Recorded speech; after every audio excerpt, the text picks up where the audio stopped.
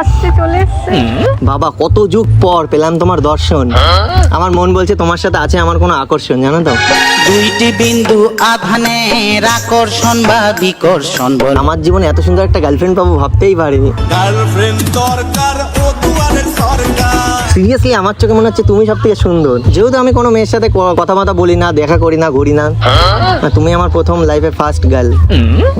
একটু proud feel হচ্ছে না তোমার? কিসের প্রাউড ফিল হবে কি এতে? কি মানে তুমি ভাবো এরকম একটা ছেলে তোমাকে মানে গার্লফ্রেন্ড বানিয়েছে, আর তোমার গার্লফ্রেন্ড মানে তোমার বয়ফ্রেন্ড এত সুন্দর। সুন্দর তুমি কত, এই মন শুধু জানে।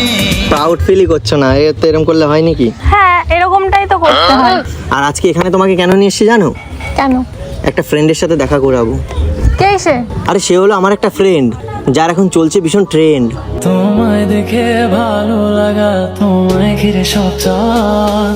এত সুন্দর করে সেজে এসছো জানো, তোমাকে লাগছে হেভি। আজ থেকে আমি ডাকবো তোমাকে বেবি। ও বেবি দে না একটু চান্স, তোর সাথে অটোয় ঘেসে করবো রে রোম্যান্স। ও বেবি দে না একটু chance। শুধু বলবো বেবি। এই যে এখন ট্রেন্ডে উঠেছে না বাবু, আর আমি বলবো বেবি।